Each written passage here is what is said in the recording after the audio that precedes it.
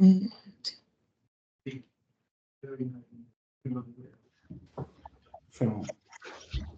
I am now recording and everyone from the lobby has been admitted into the meeting.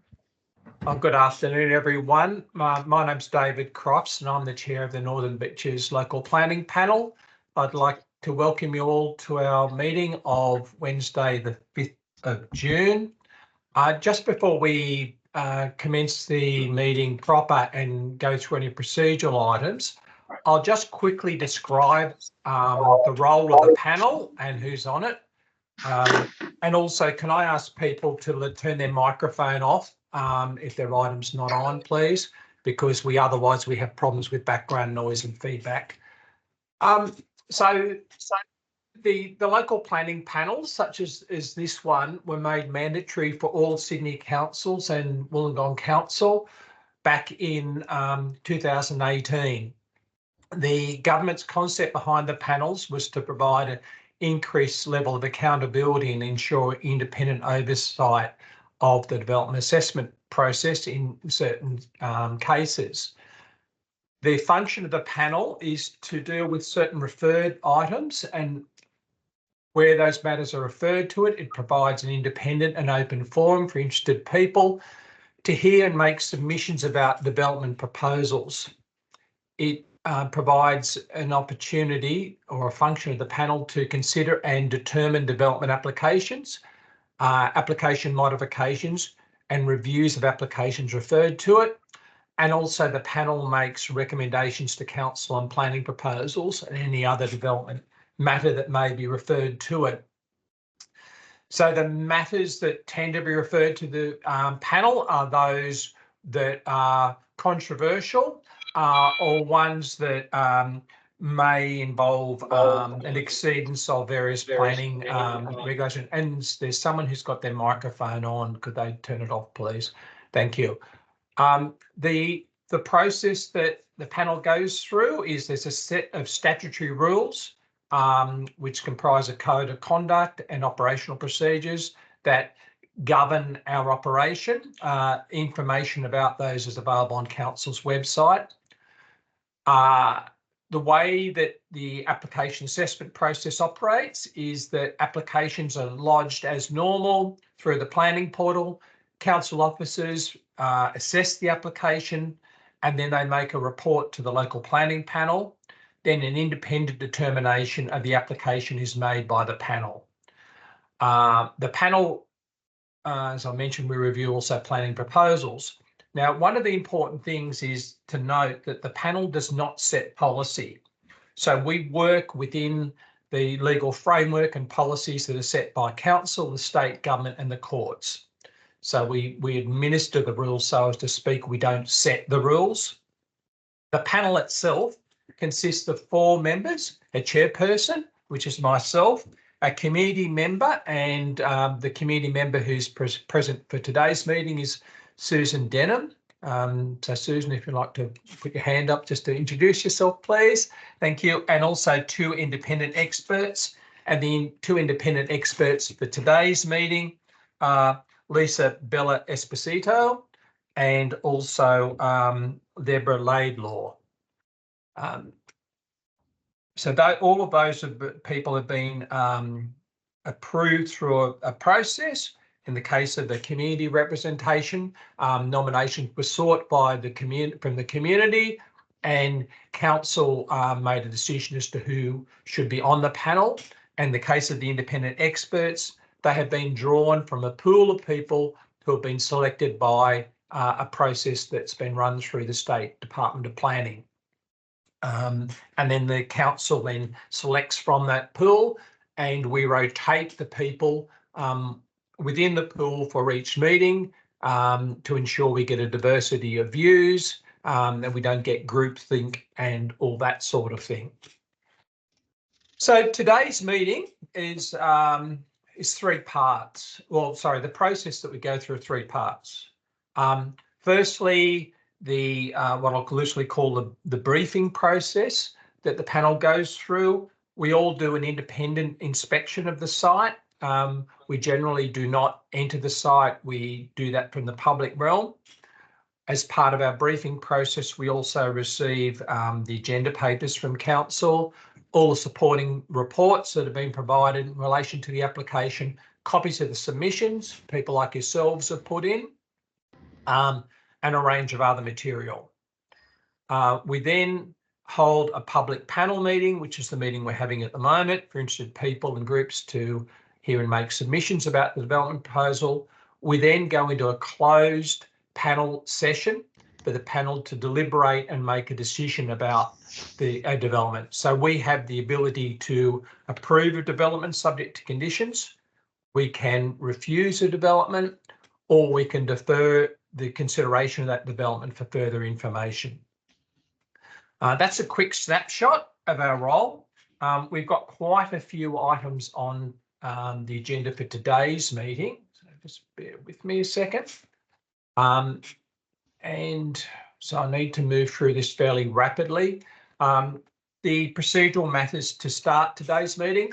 Firstly, as a sign of respect, the Northern Beaches Local Planning Panel acknowledges the traditional custodians on the lands upon which we gather and pays respect to elders past, present and emerging.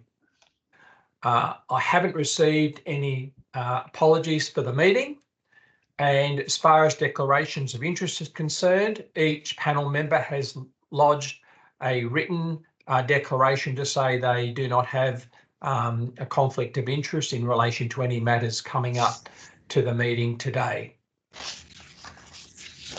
The minutes of the previous meeting have attached to the agenda for this meeting, and the panel now notes that the minutes of that meeting of the 15th of May were adopted by the chairperson, which just happens to be myself, and now been posted on Council's website. There was also an extraordinary Northern Beaches Local Planning Panel meeting held on the 23rd of May. And the panel notes that the minutes of that meeting held on the 23rd of May were adopted by the chairperson and have been also posted on Council's website. As I mentioned, we have a number of items on the agenda today. We also have a large number of speakers, so I'm going to have to keep the meeting procedure fairly tight today. I also want to emphasise a number of things. Firstly, the opportunity to provide a presentation, and this session is not an opportunity for a debate. It's an opportunity for people to inform the panel about their views. It's not for a to and fro debate or discussion about a particular item. And it's certainly not a forum for debate between the applicant and any objectors. The second point I would like to make is that if you can keep your presentation down to about 3 minutes, I'd be most grateful. We have had opportunity to read people's submissions, so there's no need to totally read it out to us and go through all the detail. We are aware of that. This is an opportunity for you to make your major points so that you can make them as strongly as you wish, or any other issues you wish to raise at this point. So with that by way of introduction, the first item on today's agenda is number 62, Mayora Road, Terry Hills, which is alterations in addition to the existing garden centre, which I think is called Flower Power. I might mention that we do have a submission from a group requesting that the panel defer this matter. We are aware of that submission, and the panel will consider that submission in its determination session after the public meeting. We have a number of speakers for today's meeting. The first one is Kathy. I've got Kathy Mack, which I assume is Catherine McNamara, who I can see on the screen. Jim Bradshaw. Have we got Jim? Is Jim present? I can't see you on my screen at the moment. Oh, I can't see Jim Bradshaw. He's raising his hand. I am Sorry? here, Mr. Chairman. Oh, you're there. Sorry. Okay, I can see you. Somehow, oh, I see. Excuse me for a moment. I'll just widen my screen. What it's done is it's clipped a number of the participants onto the second page. That's better. And also Paul Davenport. And my screen possibly is already also script. Oh, just bear with me. Mr. Chairman, we are here, but we are having problems with our video access. Oh, okay. That's not a problem. Okay, thank you for that. So I'll take you in order. Catherine McNamara, if you wouldn't mind turning your microphone on. Terrific. And we're in your hands for your presentation, please. Thank you. Hi, good afternoon. Thank you for allowing me to address the panel today. I just want to raise some points for you to consider whilst assessing the current development application for the redevelopment at Flower Power in Terry Hills. As you said, my name is Catherine McNamara. I'm a resident of Terry Hills. And I'd like to actually start by saying I'm not against the development per se. I think it will be lovely for Flower Power to do a revamp of their nursery. I'm actually here to discuss the safety of the local residents with more trucks using our residential streets. The first DA for this application showed trucks using a new driveway onto Mayura Road to enter and exit the site. This was during construction phase and then also for future operational phase, that landscaping trucks would be coming and going from that point.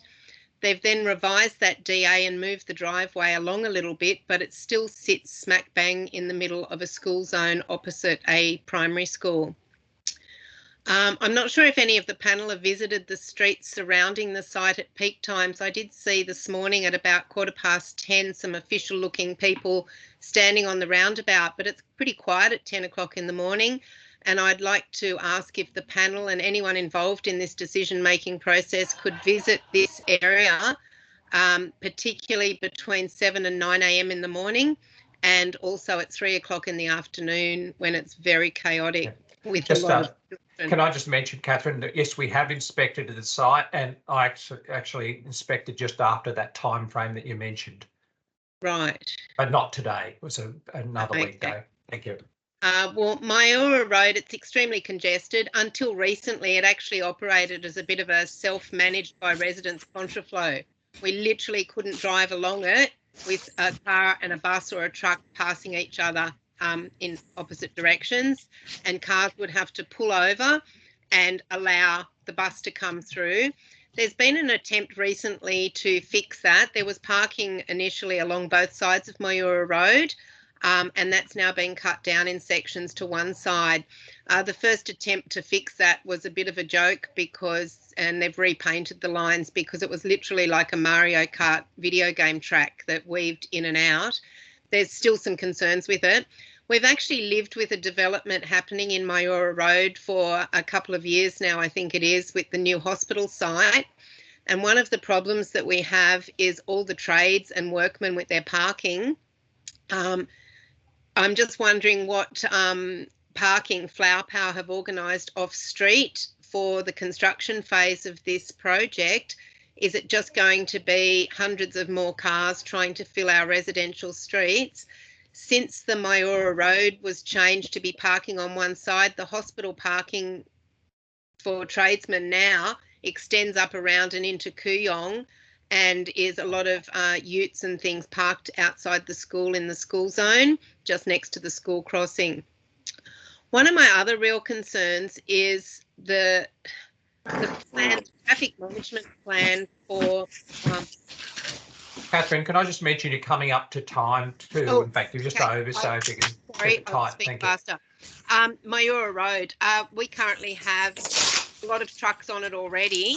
And from what I can tell with the Flower Power site, they're going to be looking at having trucks exiting and entering on Mayura Road and cars going onto Kooyong Road. At the moment, trucks leave the landscaping onto Monavale Road, which is a public thoroughfare. Mayura Road is a bus zone. Multiple buses go along there. We have students from at least 10 different schools catching buses of a morning along there, where we're about to put a whole bunch more trucks. And we have a lot of children walking to school, Terry Hills Public School, Northern Beaches Christian School. Catherine, can you start wrapping up? Can you wrap up, please? German School, the Terry Hill Swim School, these are all within where all these heavy trucks are actually going to be directed. And I'm just wondering what the plan is for trucks to enter and leave the site in the future, because Mayura Road really can't be an option. And if they're closing the Mona Vale entrance, as the DA looks like it's doing, trucks will have to leave there and come down Kooyong Road, and they're coming straight into a roundabout that's in a school zone. Okay, Catherine, you'll need to stop now, please. Thank you. So the next speaker I have is Jim Bradshaw. Jim, and also this Ray, who's online. Can you turn your microphone off, please? Because we can hear you shuffling papers.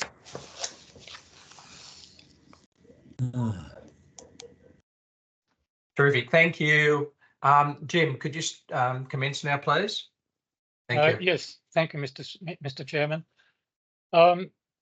This proposal is all about shifting Flower Power's profitability from their Warriewood operations, which I understand is going to close down, up to the Terry Hill site. Now, I'm always in favour of organisations increasing their profitability, but when it comes as a cost to the public, then I think this needs to be very closely looked at. The cost, as far as we're concerned, of course, as a resident, and I live just across the road from Flower Power at Terry Hills, very close to the intersection of Kooyong Road and Mona Vale Road.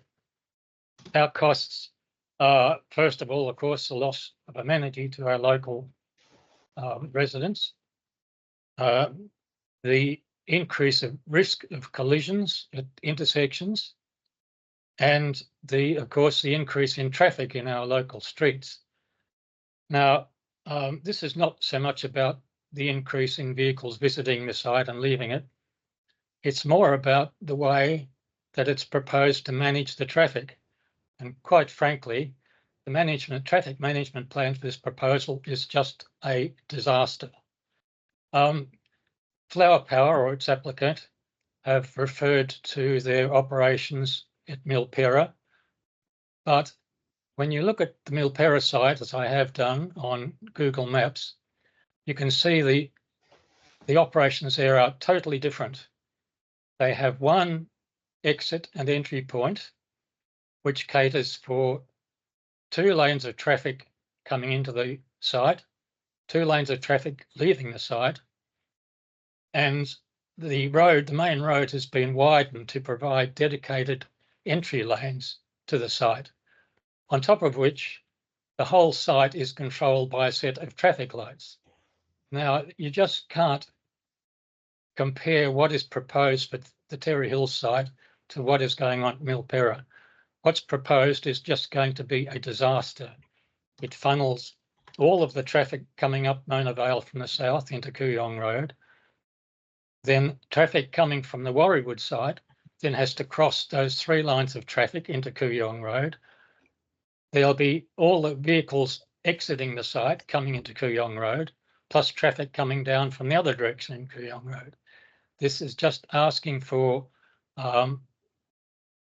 collision after collision during peak hours.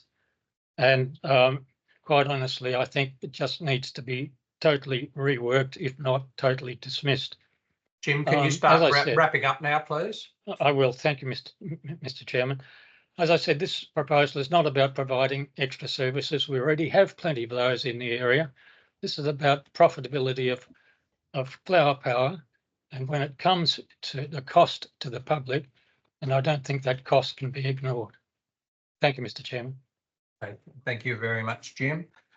The next presenter I have is Jennifer Harris. Yes, I can see you online. Thank you, Jennifer. And Jim, could you turn your microphone off, please, just in case there's background noise? Thank you. Yes, go ahead, Jennifer, please. Well, thank you, Mr. Chairman. I've been a resident of Duffy's Forest for 37 years, and today I'm speaking on behalf of Duffy's Forest Residents Association. We're not opposed to this development, but like other speakers, our primary concern that if the Mona Vale Road ingress must be closed for reasons of safety and efficiency, then the site is simply unsuitable for the heavy vehicles which will result in the proposed expansion. It's essentially just dumping them on our small streets. I'll summarise points, but expand if I have time. What I'm very concerned about is the assessment of this development has been done in complete isolation to many other traffic generating developments along Myora Road, and fails to consider the cumulative impacts of the proposal and the other developments on the local road network.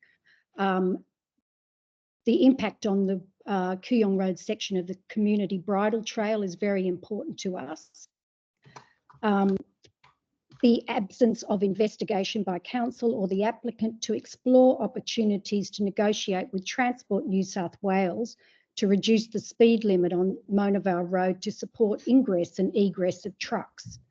There is a complete inconsistency along Mona Vale Road currently. Half the properties can come in and out on Mona Vale Road, and yet for some reason Flower Power can't.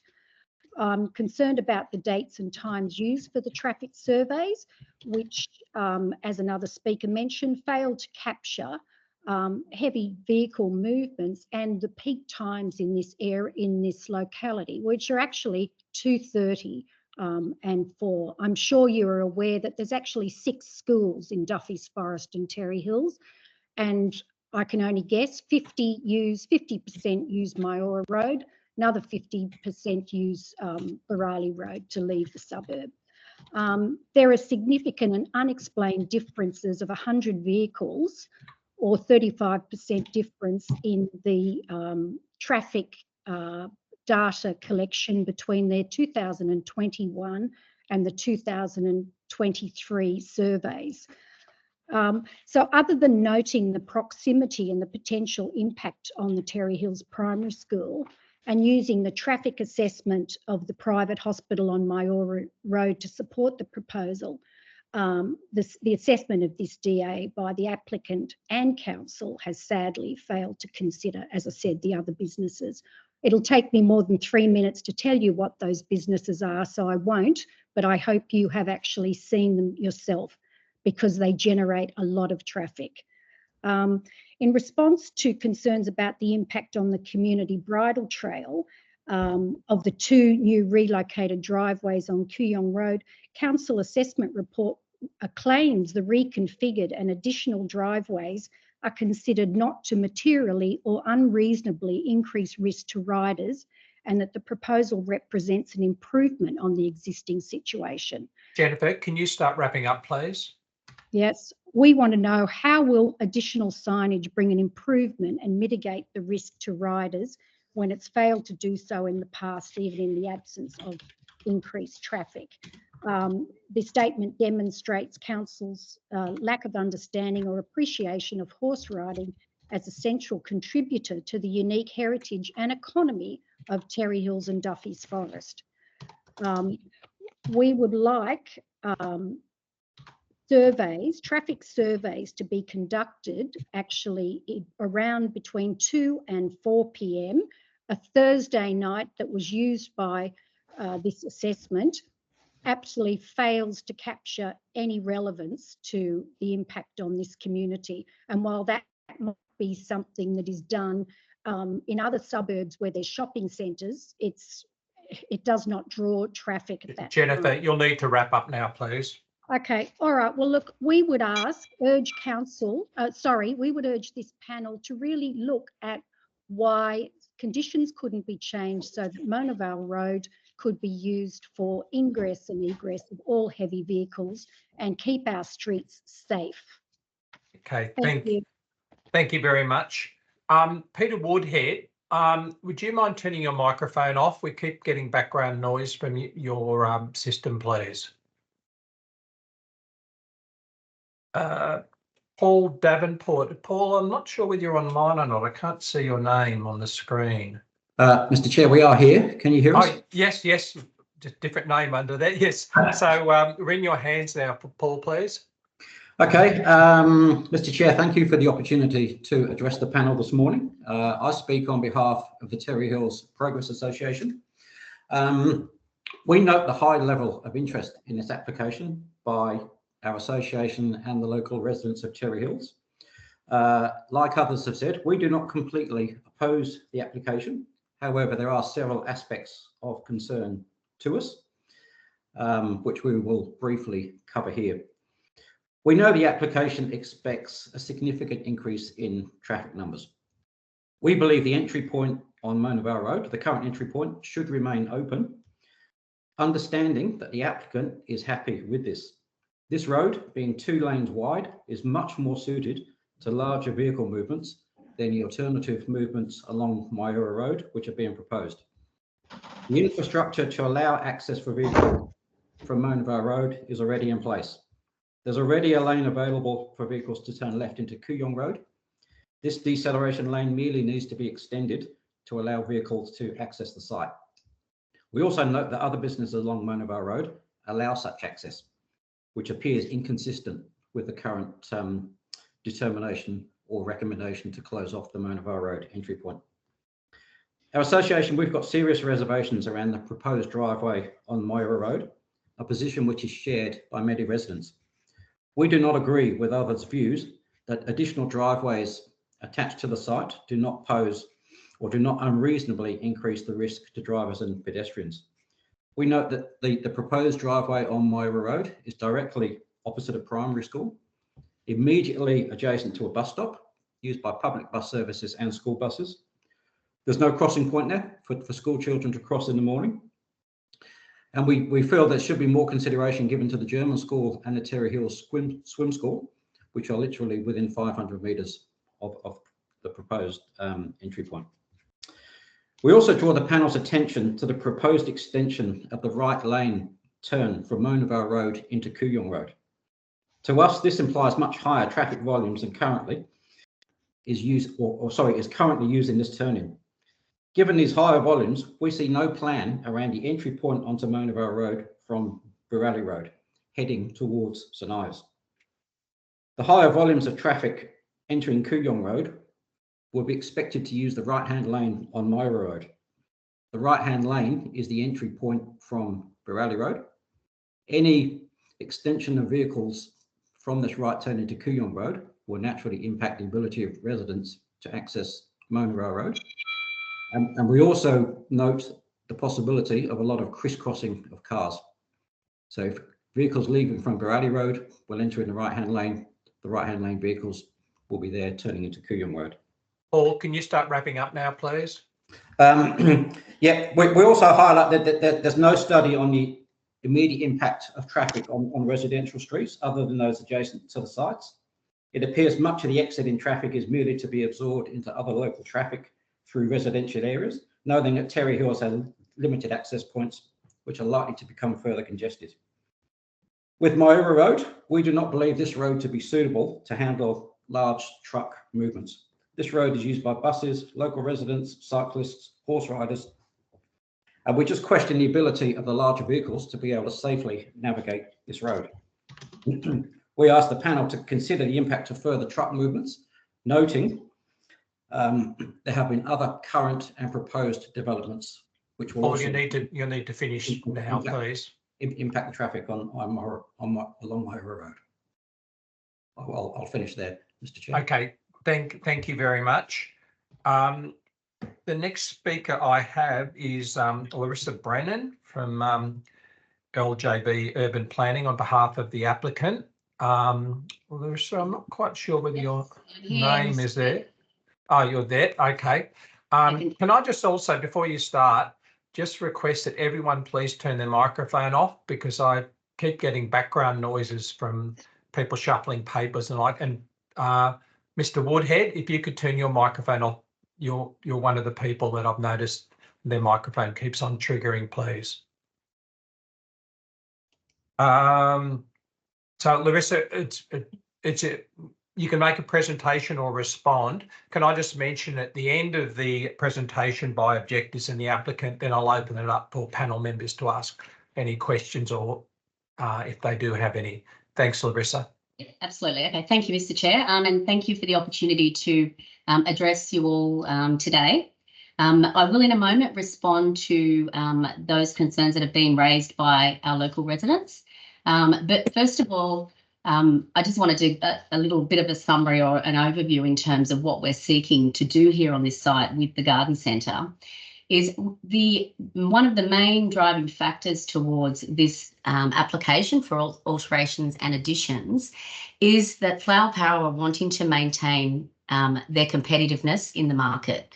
And to do that, they need to bring in these other complementary retail uses. And that's what we're seeking to provide here at the Terry Hills Garden Centre. So that's what we're introducing: the fruit shop, the pet shop, a new cafe with a play area. So these are the types of uses that our garden centre users are getting the benefit of at other garden centres across Sydney. So that's been the driving force in terms of our application. But during the course of this DA, we have made a number of changes in response to the feedback we've received from council's planners and their internal experts, the comments from the design review panel, and absolutely all of the submissions that were received during the public notification period. We spent a lot of time reviewing all of those submissions, and we provided a detailed response back to the council planner. And the council planner has also undertaken their detailed assessment as part of this report. So I do note that there has been a request for the deferral of this application, and I would ask the panel not to grant that deferral. This is the standard process for the council in terms of the production of the report to the panel, and all of those comments that were received during the public notification period have been, in my opinion, duly considered. And that has resulted in a number of changes to the application and also conditions of consent that have been recommended by council. I might just quickly move to address some of the concerns that our residents have raised. First of all, I'd just like to point out that we had a very detailed traffic assessment prepared as part of this application. That was reviewed by Transport for New South Wales and also council's traffic engineers. And they have endorsed and agreed with the analysis and the SIDRA modelling that was all undertaken as part of that very detailed report. I completely understand the concerns of the residents in regards to the closure of the Mona Vale Road. Well, you always want to make it my fault, don't you, Jess? In regards to the Mona Vale Road, yes, we would absolutely like to be able to retain this driveway. It is outside of our control. Unfortunately, this is a requirement of Transport for New South Wales. We do not have the sufficient length of a deceleration lane, and in circumstances when an application is submitted. Sorry, can you just stop for a minute? I've got someone by the name of Mr. A. Dodgy House. Can you please turn your microphone off? Thank you. Okay, Larissa, go ahead. Yes, so just in regards to the Mona Vale Road, there is not sufficient length of a deceleration lane, and in circumstances where the site has alternative access, Transport for New South Wales requires the closure of an entry onto the main road. Obviously, for our business, we would much prefer to be able to retain it, but it is absolutely something that is outside of our control. So therefore, we've had to look at and model the traffic outcome with the closure of that driveway entry point. And that has led to the additional driveway entry on Kooyong. We are replacing an existing driveway on Myora and retaining an existing one on Kooyong. So there'll be 3 entry and exit points for the garden centre. In regards to the concerns raised with Myora Road and the school zones, we have spent a lot of time and a lot of research into Larissa, can you start winding up, please? Thank you. Sure. Yes. So I'd just like to point out in regards to the referral to the Milpera site, that was only done in terms of number of parking spaces and peak demand use of the Milpera store. It was not in any way a comparison of the adjacent road network and traffic lights. So I just wanted to point that out. In regards to the bridle trail, there is a condition that will require us to actually upgrade and provide a grassed pathway, which we agree with council will improve the bridle trail for those users, and we also will be providing some additional signage. We also, just in regards to the safety surrounding the school zone, council have imposed some conditions that will restrict truck movements during the peak morning and afternoon school pick-up and drop-off periods. And that was something that we had suggested to council to try and minimise the potential impacts. I'll leave it there. Okay, thank you. And one minor thing, if I may, just Mr. Chair, is that council had put forward a memorandum with 2 suggested recommended changes to conditions, and I would ask that the panel consider and adopt those if they are to approve our application today. Okay, thank you. Thank you very much. Panel members, any comments or questions that panel members may have? Okay, just before we leave the matter, I notice, Catherine McNamara, you've got your hand up on Teams. As I mentioned, it's not an opportunity to debate or anything like that, but what query do you have, please? The last speaker was going to say something about the study that they did around the school zone, and she didn't complete that because she ran out of time, and I'd be interested to know what that was. Okay, I can allow a bit of extra time for that. If I could also mention too something else that hasn't been mentioned, there's no plan for a community space at the moment. I'm actually zooming in from a room on site at Flower Power, where a twice weekly craft group runs in a community space and has done for 17 years. And we will all be homeless after that. And I just wondered if there was any part of the application where a community space could be provided. This provides a great outlet for some local women, many of them elderly and otherwise socially isolated. Twice a week they come to a group here, and that's not mentioned in the plan. Yes, okay. Larissa, do you wish to respond to either of those points? Thank you. Yes, certainly, Mr. Chair. Thank you. Look, just in regards to our the analysis we did around the school, it's all been incorporated into our traffic report, and it was also included in my statement of effects as well. We looked at the times for the buses, where the drop-off and pick-up zones for the school actually are, where there are pedestrian crossings. So we actually did a very detailed analysis as part of this is before we lodged the application, as part of the potential impacts on the school and during those sort of peak periods of time. So we actually have looked at that in a lot of detail, and it is captured within our traffic report and also our statement of effects that was submitted to council. In regards to the community use of that space, that's not something that I'm aware of, but I think that's something that that Flower Power can discuss with those users, because obviously if it's been used for such a long time, it would be a use that it has some value, but it's not part of our application that's before the panel today. Okay, thank you very much. I'd now like to, for a closeout item, just mention the process from here on in. Firstly, thank you for all your presentations. The panel members will certainly consider those plus all the other material we have, and we'll be making a decision on the proposed development in a closed session following the public meeting, and we also will be considering that matter of a potential deferral, but it'll be the panel's decision-making process that will deal with that following this meeting. In terms of the outcome of our decision, that will be made available a few days after the meeting. Council needs to go through a process of making sure that all the paperwork and so on is correct and so on before the outcome of the meeting becomes public.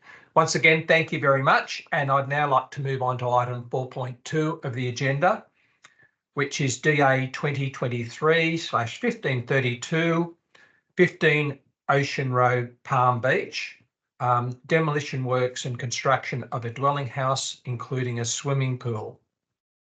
I have two speakers registered for that, David Elphick and as an objector, and also the applicant is there, or on behalf of the applicant, Barry Babican. So if I can now move on to David Elphick. I'm not sure. Yes, I can see you're on screen. Once again, a reminder for everyone to turn their microphone off if you're not presenting, just to avoid background noise.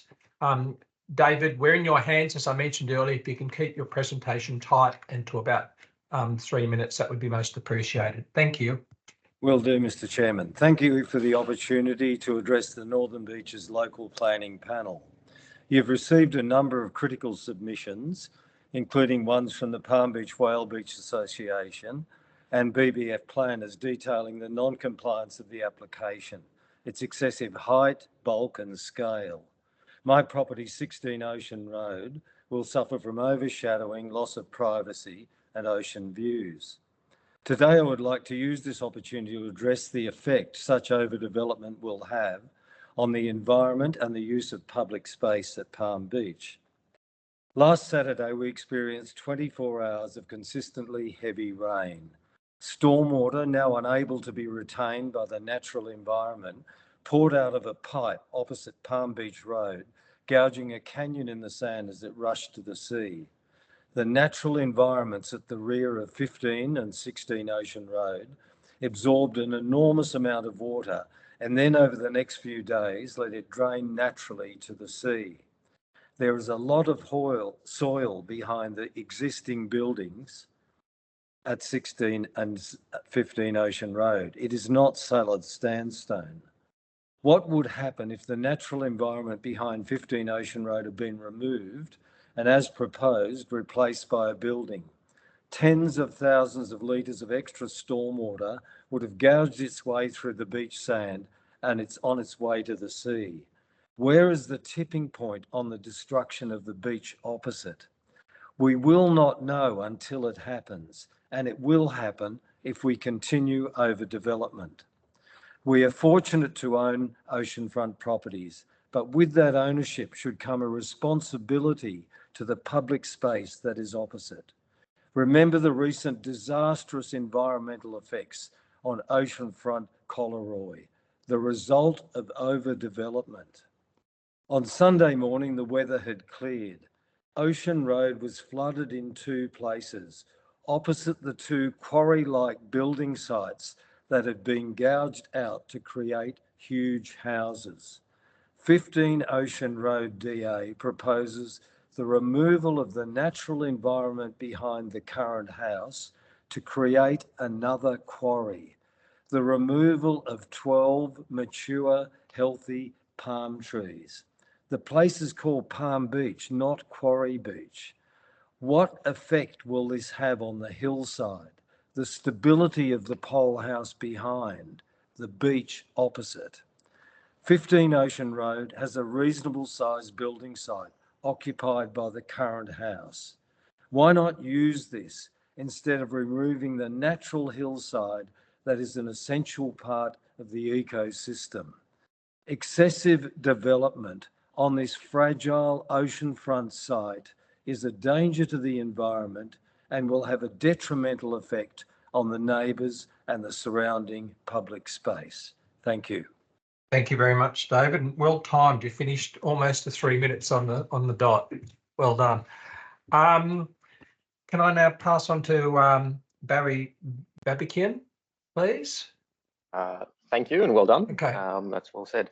Thank you, members of the panel, and also David for speaking, and thanks for your time this afternoon.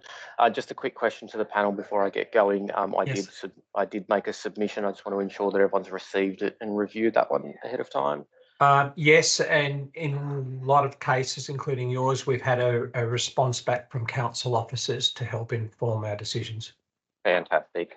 I'll take a little bit more of a broad approach, given that we only have 3 minutes today. So we've been working on this application for more than 12 months now. We've done undertaken quite a detailed review of the local context. There are a number of nearby recent approvals which we feel as though set the tone of appropriate scale and bulk within the nearby area. The most apparent of these would be number 11, just further to the north, and number 14, which is our immediate northern neighbour. These properties have set street heights of approximately 14 and 17 odd metres, as currently amended and proposed to council. The subject land proposes a street height of approximately 13.3 metres. Council's first of all, I'd like to commend council in terms of a very consultative process through the course of this application. However, just towards the end, unfortunately, potentially something got missed, but we're now recommended for refusal. Up until that point, we assumed we were working towards an approval. The site has been previously excavated, and the consequent distortion of the height of building plane is really the driving factor here in terms of the height breach. If one was to assume the natural topography of the site was still in place, we would largely be compliant. And this is evident when you look at the property 2 houses to the north, number 13 Ocean Road, which my submission highlighted. That one sits some 5-6 metres higher. And so on this site here, where we feel as though the topography of the site has been distorted in the past, a direct numeric assessment doesn't quite work, because if that's the approach that's taken, then when number 13 is developed, one would assume that that's going to sit 6 metres taller than the neighbouring properties. So what we've done here in regards to a streetscape resolution is almost iron out the bumps within the streetscape. And when viewed in totality, and there's only 5 odd properties in this stretch, the staggering from number 13 to number 14 to our subject property at number 15 and the proposal, when viewed in that context, is appropriate in height, bulk and scale. The site is a large site. It's 35 odd % bigger by way of width than our direct neighbour. And it's appropriately portioned or scaled to suit. Our property is inevitably always going to appear slightly wider. However, it is sitting significantly lower than the approval to the north. So I'd ask the panel to reconsider the recommendation that's been made by council, which is for refusal, based on the additional information that we have submitted to the panel, and reverse the decision and recommend for approval. Okay, thank you very much. Panel members, do we have any queries or questions? No.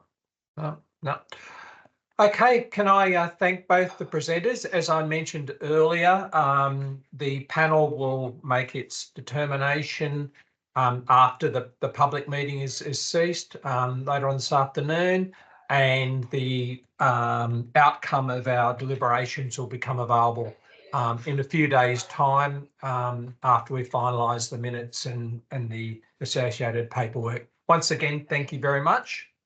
And I'd now like to move on to the next item, which is item 4.3,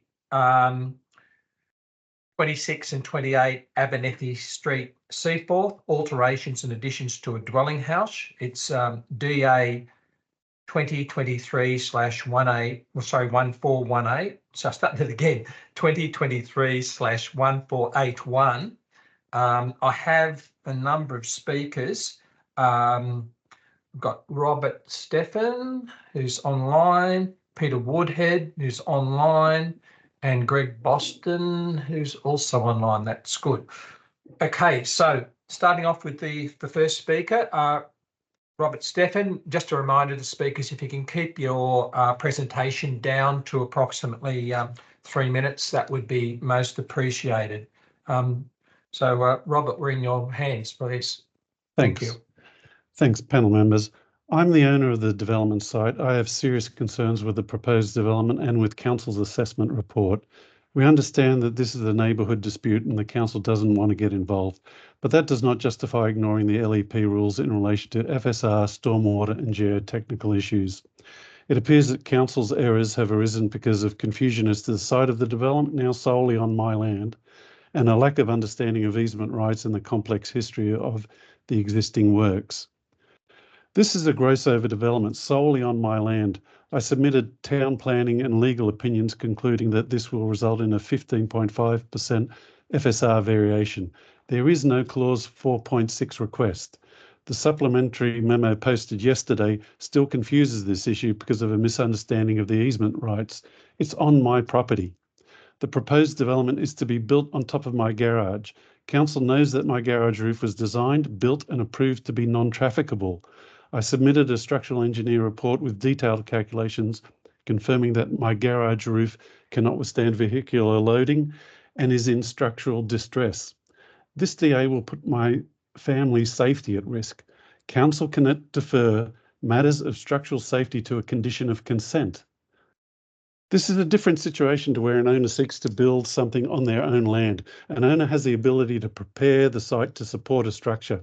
Here, the easement holder cannot alter my garage roof to reinforce it, making the proposed structure impossible to safely build.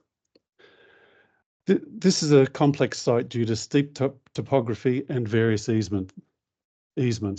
My hydrological engineer inspected the site and concluded there is insufficient information to make the required assessment under section 6.4 of the LEP. The engineer also concluded that the roof of the development must be redesigned to prevent stormwater flowing onto the roof of my house. Council has not addressed this significant issue. Even in the supplementary memo issued yesterday, they have failed to address this. The applicant has not provided the required site stability report to assess the risk as required by the LEP. The May Geotech report states that we have not assessed the stability of the slope or any additional built structures at 26 Abernethy. They just haven't considered my property. On 28 May, I found the applicant's geotechnical engineer on my property. He said that he had not inspected the development site and needed to do so.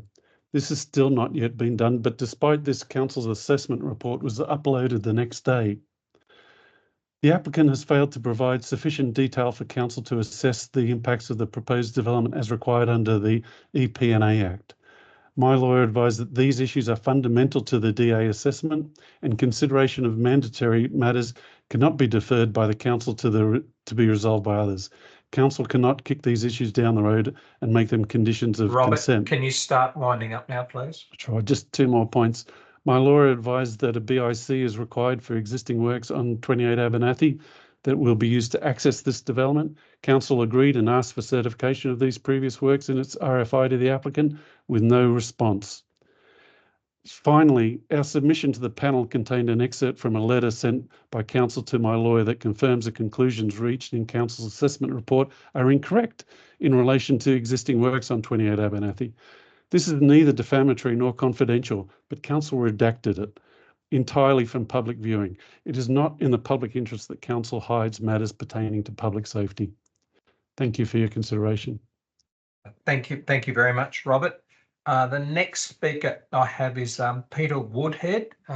Peter, I saw you online earlier. So in your hands, please. Your microphone is still turned off.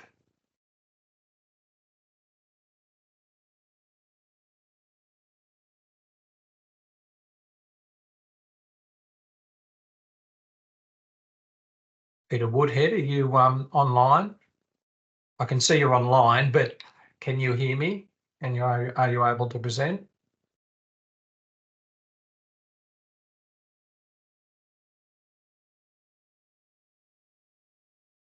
I'm not sure what's occurring there.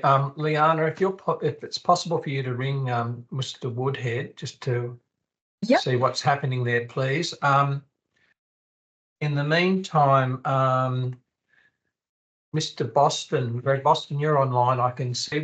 Are you able to make a presentation on behalf of the applicant, or you just want to handle questions and answers? It's up to you.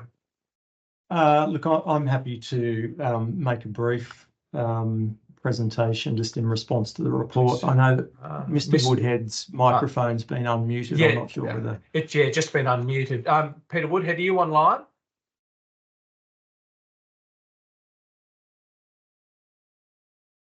He's probably gone to answer his phone, has he? Yeah, Leona. I'm just trying to call him into the meeting now. It's just calling. Thank you. Hello. There we go. Hello, Peter Woodhead. Hello, Peter. Can you hear me? Peter Woodhead, can you hear me? It's David Crofts here from the Northern Beaches Local Planning Panel. Yes, I can hear you. Okay.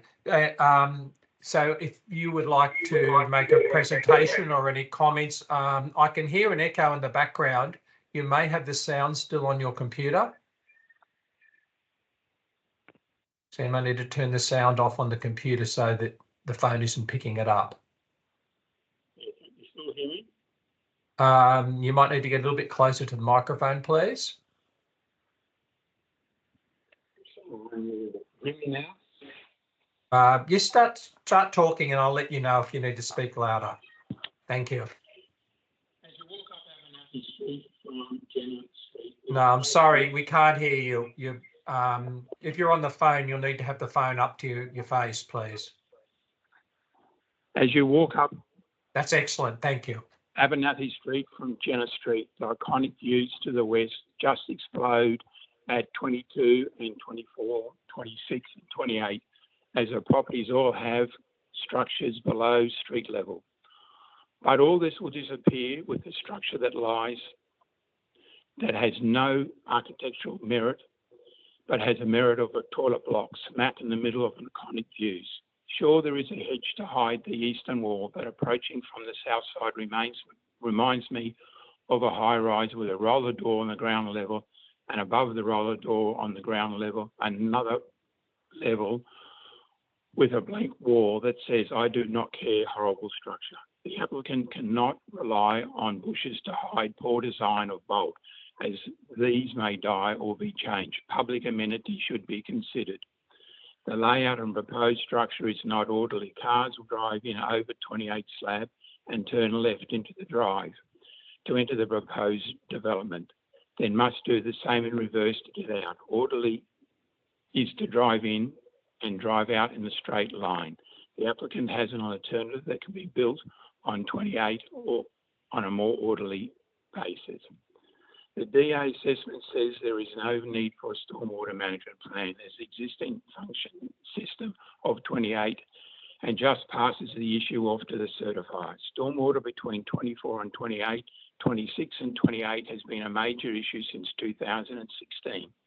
The two stormwater tanks of 28 are not connected by stormwater pipes, and no stormwater pipes for 28 can be connected. There is no easement for stormwater from the proposed development to connect the stormwater of 28, as there is no easement for 28 either with 26 or 24 in relation to this development. Council do not have enough information to make an assessment without the stormwater management plan. Moving the problem to the certifier moves the issue from the public domain. The ongoing stormwater issues between neighbours will never go away unless a stormwater plan is presented. The access from the street to the proposed development is by driving over the top concrete slab of the storage area on 28. The structure of the storage area and rooftop parking slab was approved under DA 34/2001 on the 20th of June 2001. A condition of the DA 34/2001 states the spiral staircase from the garage, e.g. the rooftop concrete slab over the storage area was. Council notes that the concrete structure over which the cars would travel was accepted as an existing structure as issued in the DA. This is incorrect. The storage area and rooftop slab was built after the issue of the DA 34/2001. The storage area and rooftop slab under DA 34/2001 was allegedly constructed under the CC 32-02 issued by Glenn Walters. Peter, can I ask you to start winding up now too, please? Submitted by council for the CC 12503 noted the stamp of CC 3202 was crossed out with a notation not issued with initials GW. The storage area requires a BIC before the proposal of the development can be approved. Thank you.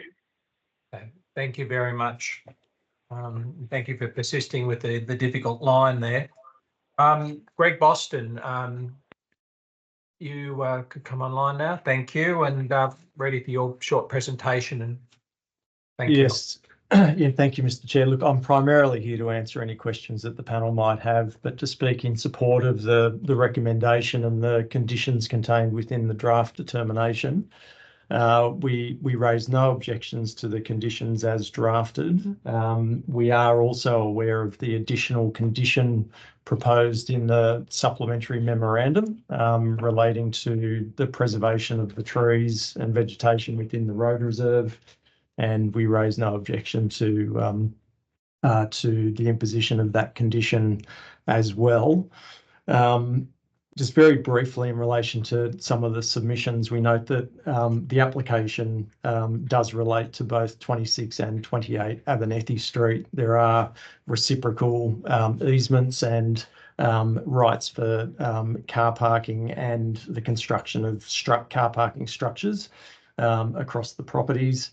The application was supported by the prerequisite owner's consent from both the property owners. And I note that the assessment report indicates that council's in-house lawyers satisfied that the advice that was prepared in relation to the owner's consent for both properties satisfies the jurisdictional requirement as it relates to a competent application. We also note that the proposed garage structure does in fact extend across both properties. You'll note from the plans that the northern edge of the proposed roof form does extend across the common boundary onto number 28. It's only a partial extension, but the intention of that was to enable the gutter, which is on the western edge of the garage roof form, to be drained to the northwestern corner of the proposed roof, so that the stormwater infrastructure could be located wholly within number 28, which could then gravity drain down to the foreshore. To that extent, there's no sort of jurisdictional impediment in terms of the future drainage proposition. I note that the condition imposed by council in relation to stormwater requires certification that either the existing functioning system is capable of taking the additional stormwater, or that stormwater can be disposed of in accordance with council's policy. We're not proposing to connect into the existing system. There would just be a single drainage line connected from that one downpipe and run down through number 28 down to the foreshore. So we say that condition is readily able to be complied with. Apart from that, I'm in the panel's hands in relation to any questions that you might have. Thank you very much. Panel members, any questions of any of the presenters, please? I just have Deborah. One question, if I may. The height of the garage on the eastern side 3.4 and on the west 2.8, is there any potential to reduce that? Any reason why that couldn't be reduced maybe by, say, 300 millimetres, just to reduce the height of it facing the street, 300 or 400 millimetres? Look, currently there's a 5-degree pitch on the roof. I'd need to see what the minimum, I guess, pitch is to enable that roof to properly. Sorry, I was referring to reducing the whole thing so the pitch would stay the same, because you've got 2.8 metres on the western side, so that could come down to 2.5 and still leave you enough clearance over the door, or even 2.4? Look, I think there's some scope to reduce the height of that roof, certainly, while still being able to get the car through the driveway, sorry, through the opening. You know, I would think, you know, a reduction in the order of 100 to 150 millimetres would not sort of compromise the function and would achieve the outcome that you'd be looking for in terms of just lowering that street-facing facade. And the external facing Abernathy is, did you look at any sort of applied treatment like timber battens or something to maybe break down the apparent visual height of that wall? Or is there anything you can suggest that you could apply to that? Yeah, I know it's not on the boundary 300 millimetres setback, is not. Yeah, no, that's right. Look, the application proposes just a cement rendered finish, but again, we'd be open to looking at some other form of treatment or a hybrid type treatment if the panel was of a mind that was necessary. Obviously, while the existing vegetation is retained in the road reserve, this particular facade of the building won't be visually prominent, but I take your position that vegetation might change over time. Again, look, we're in the panel's hands there. It's not something that was raised through the assessment process, but we certainly wouldn't want it to form an impediment to council endorsing the recommendation. Okay, thank you. Thank you. Any other questions or comments from panel members? No. Once again, can I thank the presenters for their time, and I'd now like to move on to item 4.3, if I could. Oh, sorry, I've done that with that one. Sorry. Now to move on to item 4.4, which is DA 2023/1750, 75 the Corso Avenue, or the Corso rather, Manly. Alterations and additions to hotel. I have three speakers. Samantha Stowe, who I can see is online. Ray Stone, who I believe is online, and also Warwick Bauer. Is Warwick online? I can't quite see it, but yes, you're there as well. All right, so as I mentioned, if you can try and keep your presentation as tight as possible, down to a maximum of 3 minutes, I'd be most grateful. Samantha, we're in your hands. Thank you. Great. Thank you for the opportunity. Before I begin, I did want to check that you had received my written submission to the panel, because that covers a lot of things in detail so that I can keep to the 3 minutes. Yes, we've received the written submission. Fantastic. Okay, look, in that submission, I covered 5 key areas of concern. I'm in the Pacific Waves building, which is 124 units and representing all of those units here. The 5 areas of concern, of which we're requesting 10 condition of consent amendments or additions, relate to the lack of and leniency to the noise mitigation within the open air courtyard and terraces, ambiguity at the moment that we need clarity on through a condition to confirm the uppermost height of any rooftop screening. We're concerned about the construction traffic management plan and impacts to Henrietta Lane. There's a heritage condition that seems to have been missed around the relocation of a telecommunications aerial. And also we're concerned around still the solar panel glare and proximity to the living areas. Let me just touch on 2 of those so that you can read through the rest in your review. Look, the first one I want to is the noise and really the lack of mitigation that we're seeing, even though there was an acoustic report provided. We've been protected previously by conditions that have been set in other DAs, which haven't been superseded, that relate directly to open air terraces and the beer garden. I'd like for those to be removed and added in. Also, because we had something where no noise was to be heard from the specific beer garden and courtyard at any time in a habitable room, and now we've got a new clause across the entire premise which is only between midnight and 7 a.m. So I request that those be reviewed. I think the most important thing around noise that I want to raise is that the acoustic report and the conditions in the assessment do not give any provision of how the horrendous noise from externally sourced sound systems in the open air courtyard is going to be mitigated. I give you an example. Saturday, the 11th of May, we had Mel C from the Spice Girls do a DJ set.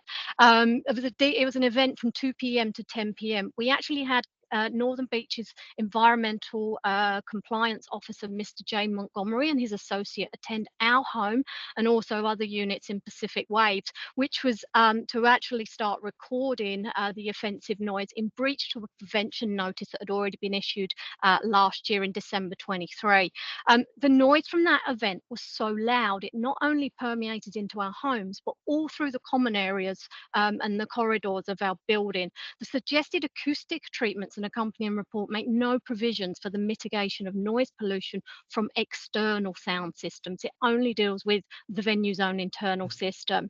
So Samantha, can you start winding up, please? Up to the 3 minutes. Yes, of course. So with the other surrounding venues, like New Brighton Hotel and also in situ, they have conditions that have limiters that are put onto their internal sound systems for the courtyard and open air. And also what we have there is their external sound systems that come in for events are only internal. We ask that conditions align exactly with those of other surrounding venues. The last thing I didn't get to mention was the height. There's ambiguity in the assessment report about the height of the screening. We request that there's a condition to make sure that it's a top of 18.33 at maximum, because there's a discrepancy between that, the master plans and other documentation. But please, I do ask if you could review in full what I have submitted so that you can get the full context of all these points and more that I've raised today. Thank you very much, Samantha. Ray Stone. I've just unmuted, I believe. Yes, yep, you're online. All yours, good. Ray. Okay, well, look, I am also a resident of Pacific Waves, which is a complex of 124 residential units that's only 50 metres from the Stain. The DA that is the subject of this discussion does have a significant impact on the residents of Pacific Waves. And what we're really concerned about is that the recommended approval is flawed, with so many breaches of planning regulations being justified by council imposing various conditions. Frankly, the Stain has not proved to be a very good corporate citizen, and to rely on their enforcement of the plan of management, etc., is fraught with danger. Can I just concentrate on 2 or 3 areas during my time? Solar panels. Look, it is estimated that not less than 27 apartments will be impacted by the glare from these solar panels. And this is supported by their own consultant's report. The approval states that only one apartment, well, as you know, the glare's categorised between green, which is in theory acceptable, yellow, which is starting to impact, and red, which is unacceptable. One unit is subject to yellow glare for, they say in the report, only 9 minutes per day between 5 a.m. or 5:30 and 6:30. But the council report fails to extend that to how many minutes altogether that is. That's 546 minutes of unacceptable glare. We all appreciate the concept of renewable energy, that the residents of Pacific Waves are going to carry the burden of overviewing some 200 panels 24/7 forever. I do ask you to consider how you'd feel if this was your own residence, where every day you were going to view 200 solar panels. The amenity of the property, I believe, in Pacific Waves is going to be greatly affected. The other thing I would like to ask is if approval is given for the solar panels, we should have a post-construction report such that if glare exceeds the levels in that consultant's estimate, that they can be removed. Going on to the other aspect that Samantha mentioned of noise, this is an area where, again, the stain has not been a good corporate citizens. Ray, can you start winding up, please? Sure. Okay. Look, in relation to the noise, the NBC compliance, Banning Police, Liquor and Gaming, and the NBC compliance mob have all been called from time to time. I think the issue that I'm really concerned about is that they are attempting to increase the time in which they can operate, and I'd like that to be reviewed, particularly as Samantha said, in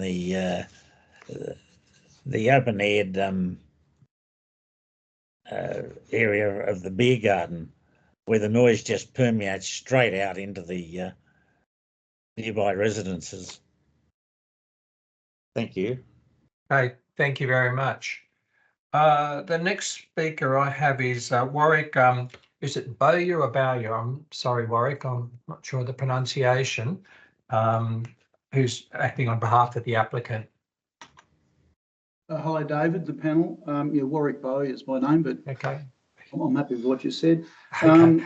Just responding, really here to respond to any comments or questions the panel has, but picking up on a couple of things that Samantha and Ray have raised. I just draw to the panel's attention that it's quite specific in the application that the application proposes no changes to either the patron numbers or the current approved plan of management for the venue. There was both speakers against the proposal have spoken about noise. Essentially, there are quite a few objections. I think almost all objections raise noise. I also note that the author of the council's acoustic referral prepared two referrals. They prepared one referral that's online, and then Claire Ryan, the assessment officer, asked them to reconsider that referral specifically in the context of all the objections that had been received. And I think in both cases the author of the referral report from council recommended supporting the proposal. In relation to height, the assessment officer, Claire Ryan, asked us to go and survey the heights of the plant on the roof, and we arranged a registered survey to provide those levels to council. So we've fully cooperated with council. As far as we're concerned, they've got all the information required to assess the height of the proposal, noting that the only issues we're proposing as part of the application that impact on height are the screening of the plant. As far as the construction traffic management plan that Samantha raised, look, I don't recall us providing construction traffic management plan. We assume there'll be a condition of consent, as there has been for the adjacent 42 North Stain development. We've subsequently submitted a construction traffic management plan on that application, had it approved, and we'll respond to the condition if it requires a construction management plan if the application is approved. Samantha raised relocation of an aerial. Off the top of my head, I'm not sure what that relates to. There's a number of aerials on the venue that are provided by telecommunications providers. I don't strictly recall us proposing to relocate any of those existing aerials. So I can't respond on that matter in any further regard. I don't believe it's a subject of our application. And both Samantha and Ray have raised that the solar glare or potential for solar glare from the solar panels. We originally lodged the plans. Council Heritage team asked us to review that. We removed a series of panels. And as both Ray and Samantha have stated, we've provided a specialist report that indicates that that the glare can be suitably managed, and council's report seems to accept that. So unless there's any further questions from the panel, I'm happy to move on. Thank you. Panel members, any questions or queries? No. Okay, Samantha, I notice you've got your hand up. Just bear in mind, I said to an earlier speaker today, it's not an opportunity for debate with the applicant, but if you've got a it was only for some clarity for Warwick, yes, because I hadn't gone into depth on everything. certainly. Warwick, thank you. The plan of management for the other DA was what I was referring to ensure that, again, we'd have the same traffic management plan that's already been approved for the other part of the venue. So great. And the piece to the aerial, it was raised in the heritage report as a recommendation, and I noticed it hadn't been included as a condition. I think it's a Vodafone aerial, if I'm right, because I know your Optus ones are mounted on the face of the building. Thank you. Thank you. Hey, any other matters, panel members? No? Okay. Can I thank you all for your presentations? As I mentioned earlier, the panel will be making a determination on this after the public meeting is completed, and the outcome of the meeting will become available several days after the meeting, once we've finalised the minutes and dealt with a number of other procedural matters. Once again, thank you. And I'd now like to move on to the next item, which is item 4.5, 169 Avalon Parade, Avalon Beach, DA 2024/0017, demolition works and construction of a dual occupancy. I don't have any objectors wishing to speak. I have a number of people there on behalf of the applicants, Greg Barr-Jones from Rapid Plans, who's representing the owners, and one of the owners, Chris Turner, is also registered. So I'm in your hands, Greg, as to whether or not you wish to make a presentation or just deal with any questions that the panel may have. Certainly. Thank you. Well, I might do a quick presentation first. Certainly. But firstly, the owner, Chris, were you going to speak as well, Chris? Look, I'm just here as well. I'm not sure if you can hear me. Can you hear me? Yes. Yep. Look, I'm just really here to answer any questions as well. I would just say briefly, we did provide a pretty detailed response to the assessment report. It's important just to understand how critical this project is to our family. It really is our only option, and to have sort of a determination made on, what I believe is we've demonstrated is quite a sort of a flimsy assessment would be incredibly heartbreaking for us. So yeah, we're actually in your hands for this. Thank you. Okay, thank you. And we have received your submission and read it. So we'll now back over to Greg. Thank you. Good afternoon, Mr. Chair, ladies and gentlemen. Just in terms of the council's response to this project, it's noted that during our assessment, we made some amendments to the plans and had a online meeting with both the manager and the assessing officer, and made some substantial changes to the proposal, in particular taking off the entire proposed upper floor of the dwelling. Now, despite that, there's still some considerations from the council that they're not favourable of. But I'd just like to point out, and it is addressed quite well in Chris's document that he's provided you, some of the council's responses, I think, may be a little incorrect. In particular, the FSR calculation has referred to inhabitable spaces as part of the calculation, which is incorrect. It only applies to habitable spaces. In particular, the existing dwellings undercroft area. There's a storage area in the existing area that's been included in the council's calculation for FSR. So we dispute that, and we will find that if that was taken out, it would be compliant. There's some other non-compliances that relate to LOS. Now, an particularly important piece of information I need to bring up with the panel is the approval of the neighbouring dwelling over the easement for access, this was approved previously and has, provided quite a few challenges to develop this site. I don't know how that approval went through in the first place, building over a registered easement. It's not allowed, but somehow it got through council, and that's restricted the access to this property quite dramatically. And you'll see that on the plans. It's outlined in the plans quite specifically. Now, that goes to, restrictions in parking, where it can be placed. Also, in particular, the removal of a tree to gain the access to that secondary property. So this is a major consideration for a merit-based appraisal of the application, and it really needs to be considered in a bit more detail, in my opinion. But those sort of control elements aside, and I'm sure once the panel's had a chance to look through the document in detail, you'll find that our proposal is generally compliant. The height is still an issue, but that's been reduced dramatically. It's only 6.7 metres, and it's only towards the front of the upper floor dwelling. It's substantially set back off the boundaries, and we don't see that providing any type of substantial impact on the neighbours. Also, just to note, there is an error, unfortunately, on my plans. During my haste to do the amendments, a bit of retaining wall was accidentally moved over onto the neighbour's property. Please consider that as an error. That's just an omission.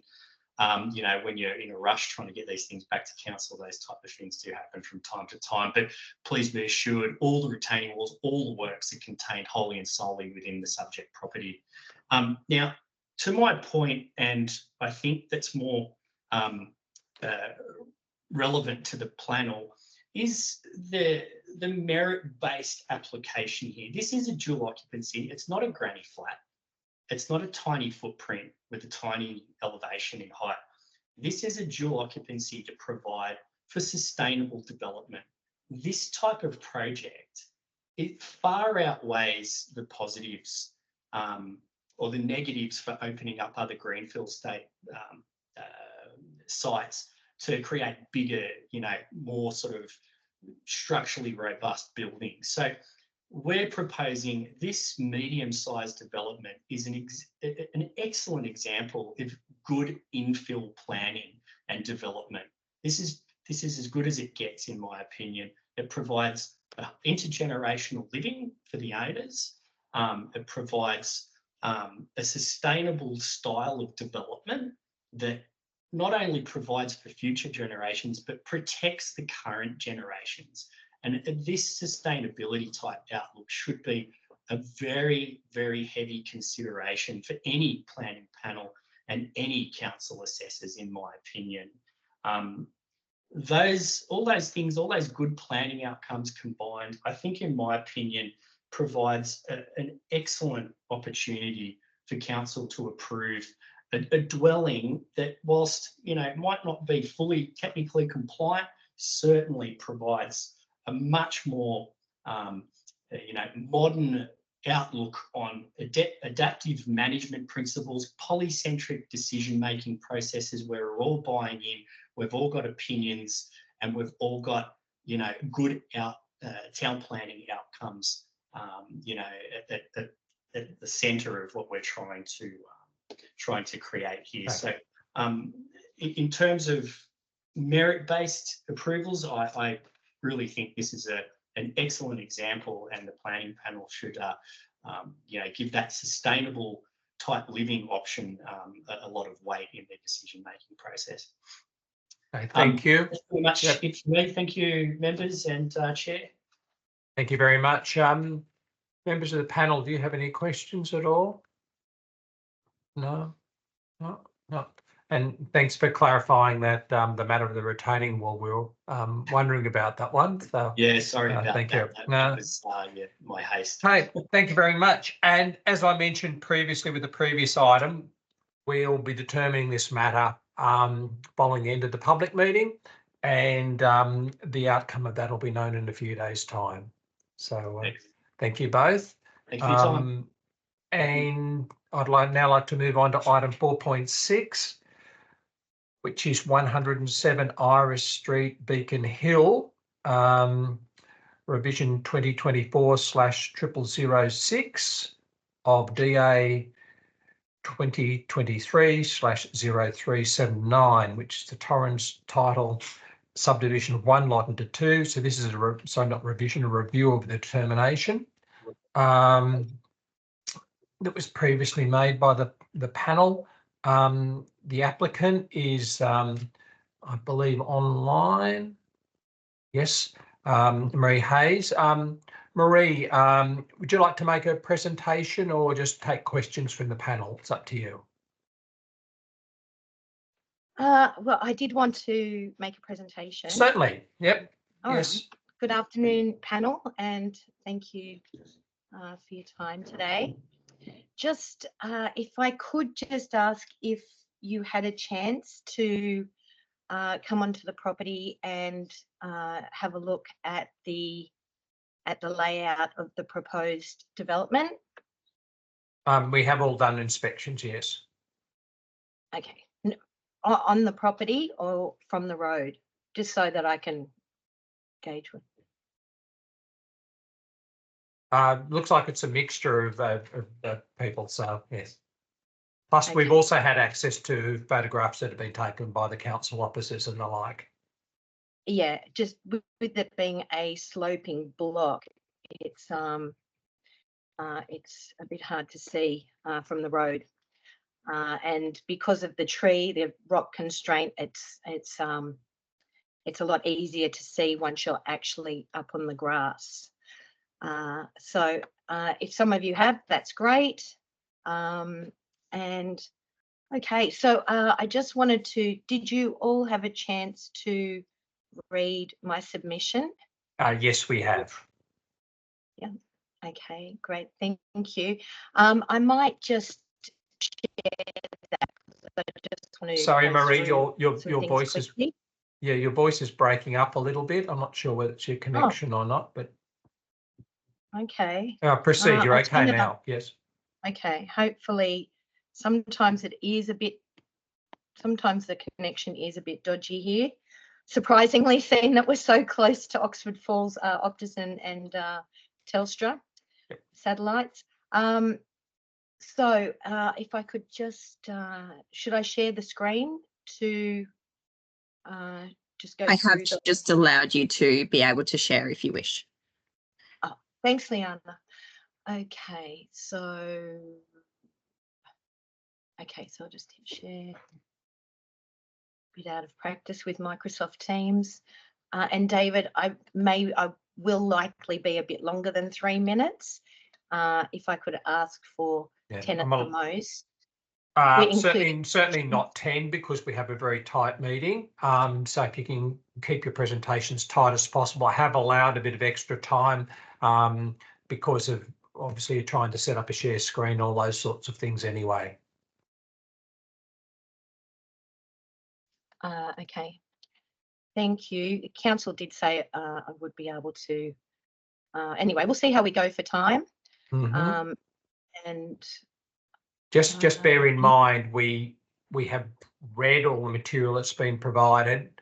We've had access to the submissions and all the supporting information, photographs, and done inspections. So we're not entirely, we were reasonably well briefed on the proposal and the site. Okay, well, that's probably just as well because now I've got the rainbow dial on my screen. Yes. And anyone who's got a Mac knows what that means. And it's so you are sharing a screen at the moment, and it yes, looks like it's only the table of contents and it won't move. I don't know if you can see my rainbow dial there. Yes, I can see your cursor moving as well. Somebody's cursor. Yes, I've got the rainbow dial on. Okay, so that's okay as a little backup. I'll come back to the panel. Can you still hear me? Yeah. Yes. Okay. It seems like my internet is not good. I don't know why. I've got heaps of data, but it's probably our connection, which is always, as I mentioned, a bit dodgy. So, okay. I guess the first thing I just wanted to draw your attention to, because I understand that the key issues for our development from council are the pattern, configuration and size of our allotments, which I've addressed in under 7, 8 and 9, and showing how they are consistent with our direct neighbours, as well as some other neighbours in the area. And further into the submission is also some pictures that you may have seen on pages 18 and 19 about showing all of the smaller allotments in the area. Yes, we have seen those, and yes, so we're okay with those. And, yes, and including some aerial shots that highlight them. Yes, great. And I guess the other thing to note is that with the Sydney Housing Minister Paul Scully and Chris Minns, the Premier, having stated that there is going to be a reverse of infill versus greenfield housing now, with so 80% of it coming from infill housing. So whilst the council assessment has said that they felt it was inconsistent with the area, since this the new changes have been effective as at April 29 this year for dual occupancies in our area, I think it's going to become more and more consistent that dual occupancies will be on allotments of 450 square metres. And so our DA proposal will seem a lot less developed than what is being proposed by the New South Wales government now under the new SEP. And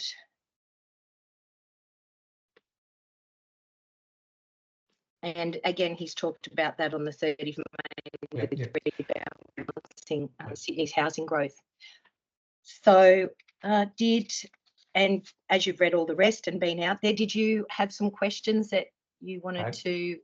Certainly, I'll just check. We might need to take that off screen sharing if we could, so I can see all the panel members. Yes. That's terrific. Thank you very much. And your video's frozen, by the way, Marie. So I suspect it is the internet connection, but we can hear you okay. Panel members. Okay. Yes. Do you have any questions at all or queries? No, we haven't got any queries, Marie. So unless you've got anything briefly you'd like to add. And can I just add that the panel members are very cognizant of current state government housing policy and the changes that are there. Okay. Oh, awesome. Yeah. It's been big news, so it's good to hear. Certainly. So no questions? No, we don't have any questions at all. Okay. Well, hopefully that's a good sign. So as I mentioned earlier, that what the panel does is we will shortly go into a closed session where we make a determination on the applications, and then council will let you know the outcome of that in several days' time once we finalise the minutes and a number of other procedural things. Right. Okay. Yep. Okay. Thank you. Okay. Can I thank you for the time and also for your submissions and information? It's been really helpful for us in working through the issues. Oh, thank you. Thank you so much for saying so. It's been a lot of work. So no problems. Really. Yep. Okay. Thank you very much. All right. Thank you. Thank you. Panel members and those who are still online, it appears this is the end of the public session that we have. So I'll now formally close the meeting. Panel members, we're due to start the closed session at 2 o'clock. So can I ask you all